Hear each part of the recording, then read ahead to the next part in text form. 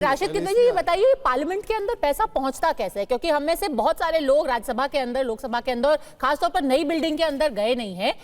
Seat number 222 के ऊपर कैसे ये नोट पहुंचे? और जितना मैंने देखा है पार्लियामेंट के अंदर बहुत बगल बगल में सारी सीटें हो सकता है किसी 221 नंबर वाले सांसद की हो ये, या 220 नंबर पे हो, या 224 नंबर की भी हो सकती है। तो कैसे पता लगेगा कि ये पैसा है किसका? हाँ पद्मजा, देखिए पहली बात तो ये कि जो लोग अभिषेक मनु सिंघवी को जानते हैं उनको तो ये अभिषेक मनु सिंघवी एक तो वो ऐसा मतलब बड़ी रकम या कोई पैसा लेके चलेंगे नहीं, और अगर चलेंगे भी तो वो कहीं छोड़ेंगे नहीं, क्योंकि उनके बारे में जो ज़्यादा बातें मैं ये टेलीविज़न पे ज़्यादा कहना नहीं चाहता, लेकिन उनको बारे में कहा जाता है कि रुपये पैसे के मामले में वो बहुत सतर्क रहते हैं और सब जगह पर कैश पेमेंट, वो चेक पेमेंट होता है, कैश का तो वो लेन देन ही रखते हैं। तो उनसे ये उम्मीद की जाए कि वो पैसा ले करके और वो वहाँ अपनी दराज में रखेंगे, ये बड़ा ही बेसिर पैर का मामला लगता है। संसद की सुरक्षा की जिम्मेदारी जो है वो सरकार की है।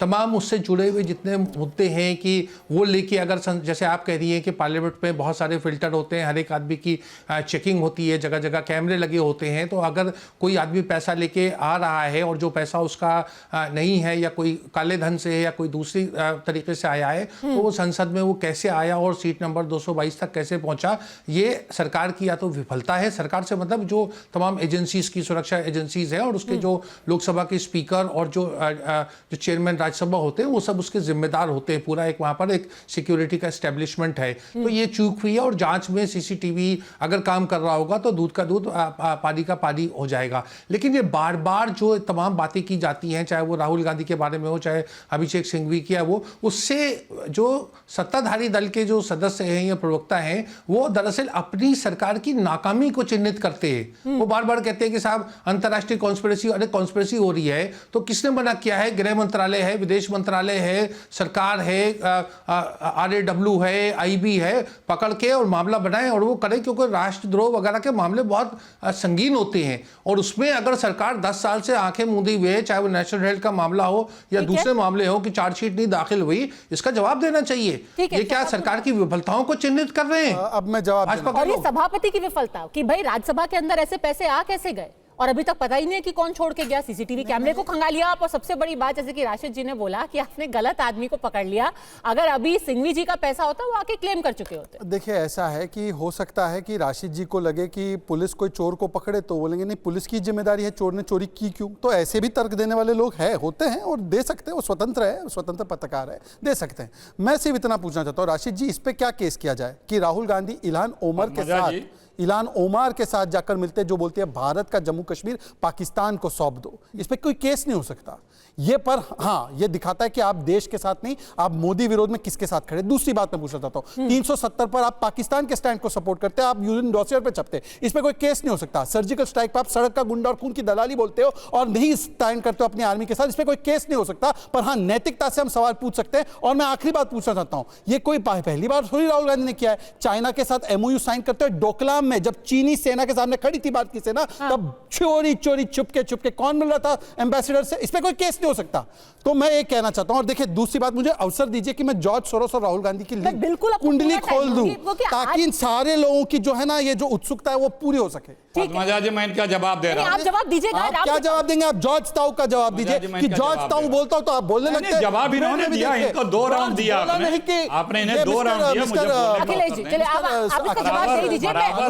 मैं ये चाहती थी कि एक बार रामकृपाल जी ये तो बता दें कि अगर पैसे मिले हैं और हम ये समझ रहे हैं कि शायद बहुत ज्यादा राशि दोबारा बोलने दिया, मुझे भी दोबारा बोलने केस हो सकता है ना। जॉर्ज को क्यों आऊंगी आपके पास क्यों डिफेंड कर रहे हो? रामकृपाल जी को जॉर्ज को क्यों डिफेंड कर रहे हो? रामकृपाल जी और सैयद जवाद उनको मौका ही नहीं मिला। उनको आपने 2 बार अवसर दिया। बिल्कुल सर, मैं रामकृपाल जी का एक बार बोलने का देंगे तो आपको पूरा मौका दूंगी। मैं मानूंगा कि आप भी पार्शियलिटी कर रही हैं। अरे सर, आप मानिए, राशिद किदवई साहब भी तो बोले मानते हैं, आप सुप्रीम कोर्ट को नहीं मानते। 2 बार दिया तो मुझे भी अभी कहां मानते। चलिए ठीक है, आप जवाब दे दीजिए। रामकृपाल जी के पास में जाना चाहती थी, आप पहले जवाब बोल रहा हूं। इनको राम से नफरत है। इन्हें चुप कराइए, मैं बोल रहा हूं। राम से नफरत है। पद्मजा जी, ऐसे मत कीजिए अखिलेश जी, जंग आजादी से लेके अब तक इस देश के साथ किसने गद्दारी की है और उन गद्दारों को यह देश जानता भी है। जब अंग्रेजों से लड़ रहे थे तो कौन अंग्रेजों के लिए गवाही करता था? कौन अंग्रेजों के लिए काम करता था, कौन अंग्रेजों की सेना में भर्ती कराता था। और आज भी कश्मीर से लेकर मध्य प्रदेश से लेकर गुजरात से लेकर आसाम तक किस पार्टी के लोग इस देश के साथ गद्दारी करते हुए पकड़े गए हैं, बाकायदा गद्दारी के सबूत मिले हैं, जेलों में हैं। तो गद्दारी का इतिहास सबको पता है, किस संस्था के, किस पार्टी के, किस संगठन के लोग इस देश के साथ गद्दारी किए हैं और हमेशा किए हैं। इन्हीं का जो मालिक है, जिसका गुजरात में एक पोर्ट है, लाखों करोड़ का ड्रग्स आ रहा है पाकिस्तान और अफगानिस्तान से, लाखों करोड़ के ड्रग्स है तो बताओ किसकी सरकार में वो पोर्ट लाखों मिला? करोड़ आ रहा है, लेकिन उस तो पर सरकार बहस नहीं कौन सी थी होगी, जिसने पोर्ट दिया बताओ? उस पर राज्यसभा में जांच नहीं होगी। अरे वो पोर्ट दिया किसने उस समूह को बताओ? किसका जीजा बीच में अखिलेश जी बताओ वो पोर्ट किसने दिया अडानी ग्रुप को? शोर मचा रहा है। अरे आप क्यों जॉर्ज के नाम पर शोर मचा रहे हैं? बीच में इसको खामोश करिए। ये देखिए मालिक का नाम लिया, मालिक का नाम लिया, एम्प्लॉय बिल मिलाने लगे। तुम्हारे मालिक का नाम लिया तो आप तो जॉर्ज के नाम पर राम कोर्ट वाले मालिक का उसका एम्प्लॉय बिल मिलाने लगे।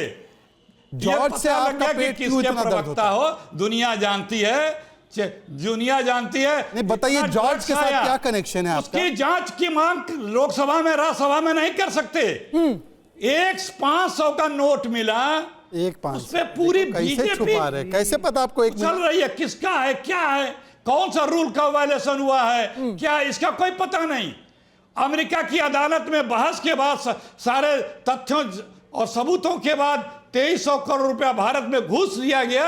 ठीक है, उसकी जांच की मांग राज्यसभा में नहीं की जा सकती। केवल एक वन लाइन, कहां से आ रहा, कौन ला रहा, कौन आ गया, एक ही लाइन कर रहा है, डिबेट खत्म हो जाएगी। एक ही लाइन, पुलवामा में आईडीएफ डिबेट से आया, पुलवामा में एक वाक्य आप जॉर्ज के लिए इतना उसकी कैसे जांच लगाए की तो राम मांग, जी उसकी जांच नहीं हो सकती। ठीक है, एक लाइन है रामकृपाल जी। हाँ, ये जो अमेरिका की कोर्ट में इतनी आस्था है, अमेरिका की कोर्ट ने किसके खिलाफ आदेश दिया? कौन सी सरकारें थी भाई, बोलो? अच्छा ठीक है, किसकी सरकारें थी, बोलो? ये प्रवक्ता जो है, इसके नाम के आगे लिखिए अडानी प्रवक्ता। अरे आपके नाम पे लिखिए जॉर्ज के भतीजे, मतलब जॉर्ज का भतीजा लिख लो अपने नाम के साथ, जॉर्ज का भतीजा, मतलब आज के जॉर्ज सोरोस का भतीजा। बच्चा यही कहता है कि अडानी का पीआर के भतीजे, सोरोस के भतीजे, मतलब अडानी का पीआर टीम। अरे अडानी का पीआर मैं कर रहा हूं, तो ये देखिए आपके अशोक गहलोत अडानी के साथ, नहीं ये देखिए ये देखिए, इसीलिए मैंने शुरुआत में कहा था कि एक एक करके हर मुद्दे पे हम चर्चा करेंगे।